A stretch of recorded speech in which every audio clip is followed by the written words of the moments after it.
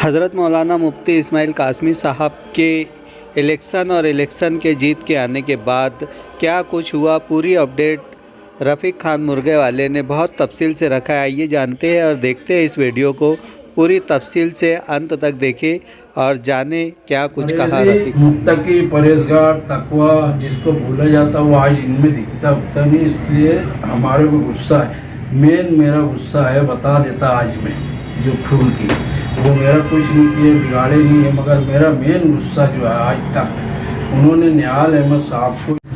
मैं सबसे पहले वक्त की आवाज़ जो चैनल है, ये आपका इस चैनल के ज़रिए से पूरे शहर के लोगों का शुक्रिया अदा करता हूँ और आपका चैनल का शुक्रिया अदा करता हूँ, इसलिए कि माजी में हमारे महीने भर से कम दिन हुए, ज़्यादा रोज नहीं, विधानसभा का इलेक्शन हुआ।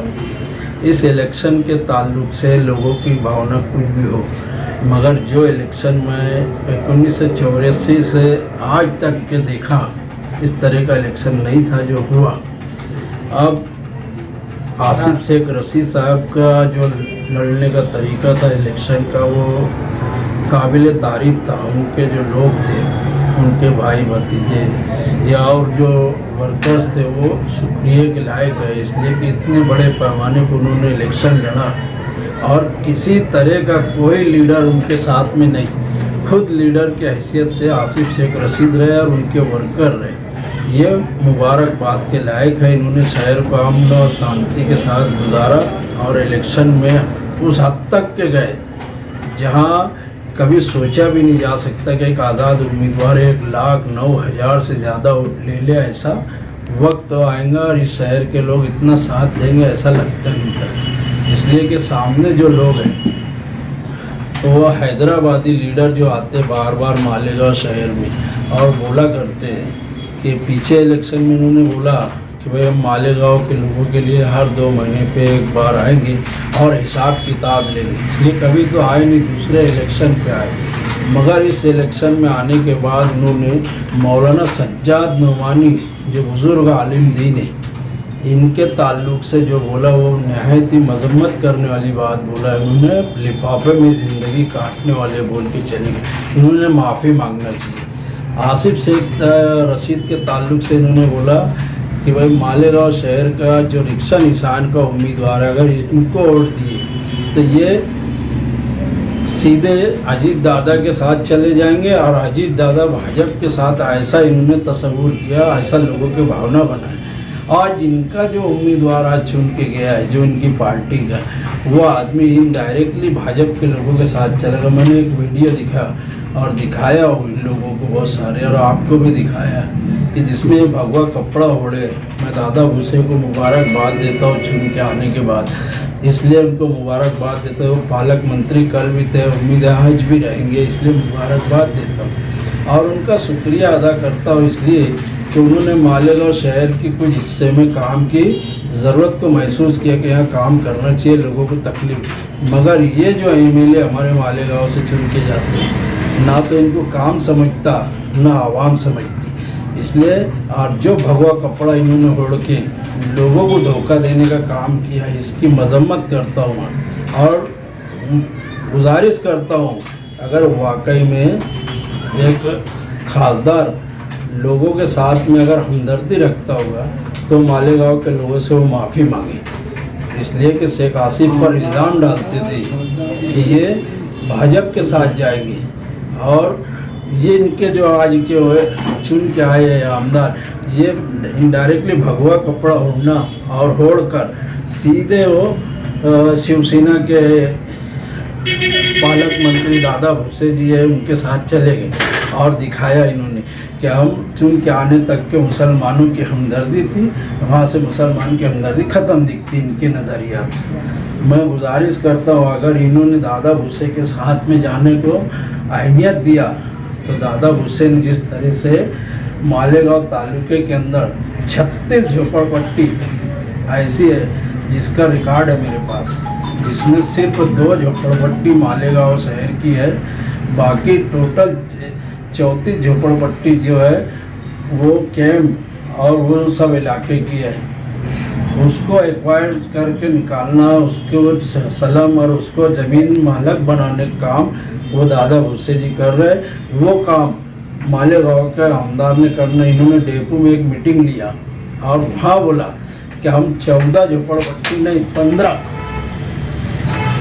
15 झोपड़पट्टी को सलम एरिया करेंगे। उनको ये नहीं मालूम है मालेगांव के आमदार साहब को कि 14 झोपड़पट्टी मरूम नियाल अहमद साहब के ज़माने में जो सलम घोषित कर दी गई थी, हायर परचेस करने की बात थी, वो बार बार नहीं होती थी। यहाँ ठहराव होता था और मुंबई जाके वो ठहराव जमा हो जाता था, उसके ऊपर कोई कार्रवाई होती नहीं थी। इसलिए ये आमदार साहब ने बोला कि हमको चुन के दो, अब मालेगांव के 15 झोपड़पट्टी को हायर परचेज बेसिस पे लोगों के नाम पे कर देंगे और जिस तरह दादा भुस्से जी कर रहे हैं उस तरह हम काम करके देंगे। ऐसा उन्होंने डेपो की एक मीटिंग में बोला, मगर कुछ हुआ नहीं आज तक। और उनके पागल किस्म के लोग हैं, कम ज़हन के लोग, वो इस तरह की भी हवा बनाते कि यार आमदार साहब चुन के आए और शहर में काम चालू कर दी। न सरकार बनी, न कोई प्रस्ताव इनका गया, न मुख्यमंत्री का काम अभी शुरू हुआ, न उप मुख्यमंत्री साहब का काम हुआ, न महसूल खाता कोई डिक्लेयर किया गया किसके दावे में क्या।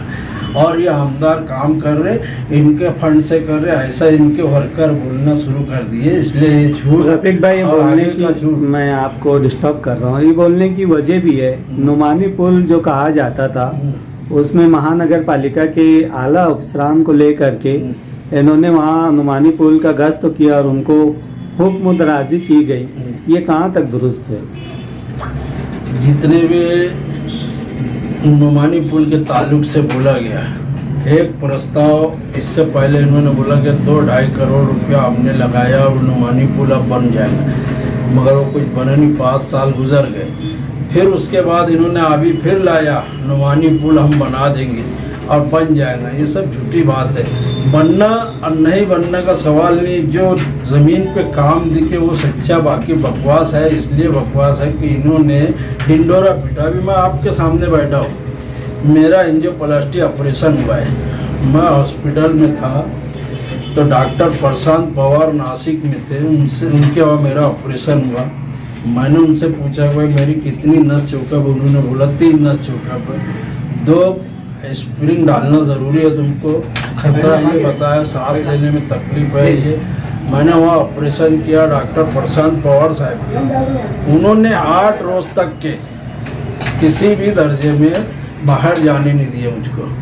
मैं एडमिट हुआ ऑपरेशन में 8 रोज़ तक, 8 रोज तक बाहर नहीं जाने दिया। दूसरी बात, उन्होंने कम से कम 6 महीने तक मुझको बीफ मटन है, चर्बी का, तेल का, मसाले का, टोटल चीज़ खाने से एकदम परहेज किया।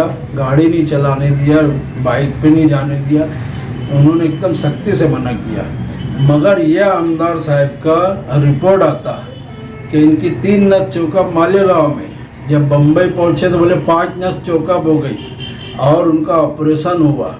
और ये जब मालेगांव रिटर्न आते तो यहाँ पे बाइक पे भी घूमते और तकरीर भी करते आधा पौन घंटा। दूसरे दिन ही एक बड़े स्टेट से उन्होंने लंबी तकरीर करी थी और तकरीबन वो आधे घंटे की स्पीच थी। और मालूमात तो ये सुनता है कि ये मुंबई से बैठकर गाड़ी पे आए टेरा फाटे तक, और टेरा फाटे के पास से लेट गए गाड़ी में, एम्बुलेंस के अंदर, और लोगों की हमदर्दी हासिल करने का ये जरिया बनाया उन्होंने। इस तरह का उन्होंने ये हरकत किया कि आज जाहिल आदमी बोलो या थोड़ा समझदार या पढ़ा लिखा, वो सोचने पे मजबूर हो गए कि एक आलिम, एक मुत्तकी परहेजगार जिसको माना जाता था वो ये हरकत करे तो सच्चाई क्या इसमें। रफीक भाई, तुमको यहाँ पर मैं रोकना चाहूँगा, तुम बोलना क्या चाहते हो? वाजे बोल के करो। वादे बोल के ये करना है, इन्होंने अगर बीमारी होती इनको सच्चाई में न चौकअप होती तो मैं समझता कि ये अमन चौक, अरे ये सुलेमानी चौक के आसपास भर रास्ते के ऊपर बैठकर चुन के आने के बाद ये बीफ मटन नहीं खाते। वहाँ रास्ते पे लोगों ने इनका सत्कार किया, कुछ समिति के लोग थे और नएपुरे के कुछ लड़के थे, उन्होंने इनका पुलार किया। वहाँ इन्होंने रोड पर टेबल लगाया, रोड पर बीफ मटन उनको खाने को दिया। वो बैठ के रास्ते में खा रहे। कब खा रहे, चुनाव हुआ, निकाल लगा, इनके हक में फैसला आया और ये खाने लग गए। तो ये जो बीफ मटन खा रहे थे, अगर इनको नस चौकअप होती है, एंजियोप्लास्टी होता, मैं मानता ऐसा कि जैसे मुझको डॉक्टर ने मशवरा दिया उस तरह का इनको भी मशवरा दिया गया होगा, मगर इनको अगर बीमारी होती तो मशवरा मिलता। तो तुम्हारा बोलने का मतलब क्या, ये इलेक्शन का एक प्लानिंग हिस्सा? एक प्लानिंग, एक स्टैंड बनाया था, ऐसा लगता हो।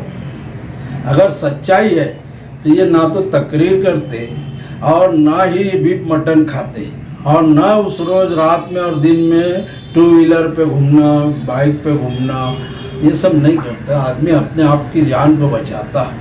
जान से बढ़ के कुछ नहीं है, मगर जान को बचाने की बात जब आई तो जान को भी परवाह नहीं करने का। और जाहिर ही नहीं होता कि यार इनका ऑपरेशन हुआ है, जो डॉक्टर ने किया उन्होंने खुलासा करना। तो तुम्हारा सवाल डॉक्टरों के ऊपर भी है, फिर खुलासा करना चाहिए उन्होंने कि यार 5 नस चौकअप बोली जा रही है, 5 नस में आदमी चल फिर रहा और बीफ मटन खा रहा महीने भर के अंदर, बोले तो ये क्या बात है। और रास्ते से खा रहा, जो रास्ता ऐसा है कि सब लोग देख रहे, और बीच रास्ते पे बैठने का और वो टेबल लगाने का मटन खाने का, ये क्या बात है। उनके कुछ फोटो वीडियो वायरल सब हुई थी, वायरल हुई थी, हम लोगों ने भी देखा है वो फोटो। ये मुनासिब बात नहीं है, हमारे शहर के लिए एक बदनुमा दाग है ये। धोखे की बात जाने दो, मगर लोग ये सोचते हैं और जो समाज है हमारे साथ में वो ये फैसला करने मजबूर है की हम भरोसा किस पे करें। तो बोलते हो सर्वापेक्षा मोठा धर्मगुरू आणि वरती बसून काय म्हणतात, खाली येऊन काय म्हणतात, दवाखान्यात ॲडमिट होऊन काय करतात, बाहेरून काय करतात, म्हणजे त्यांच्या म्हणणं असं आहे की हे भाषण करतात आणि त्यांच्या हृदयविकाराचे ऑपरेशन झालेलं आहे, चौकअप म्हणतात आणि ते कसं भाषण करता म्हणे ते। ये गंभीर विषय आहे, हे मोठा प्रश्न आहे जनतेच्या। काय खरं काय ते दाखवायला पाहिजे त्यांनी, असं आमची भी इच्छा है कि ये इनकी अंधी अकीदत के जो लोग हैं इनको ये समझ में नहीं आता। वो यकीन मानना, वो ऐसा बोलते कि ये हमारे लिए नायब है। हाँ, आगे नहीं बोलूँगा, ये नायब है बोलते। वो लगते उगते नहीं, इसलिए कि ये ज्योति भोसले का जिस वक्त ज़माना था डिप्टी मेयर के लेवल से थे, वो दीपक भोसले के साथ में बैठना उठना खाना, कुछ ठेकेदारों से इनका लेन देन आना जाना, ये सब ताज़ी मुत्तकी परहेजगार तकवा जिसको भूला जाता वो आज इनमें दिखता उगता नहीं। इसलिए हमारे को गुस्सा है, मेन मेरा गुस्सा है, बता देता आज मैं जो खून की, वो मेरा कुछ नहीं किए, बिगाड़े नहीं है, मगर मेरा मेन गुस्सा जो है आज तक उन्होंने निहाल अहमद साहब को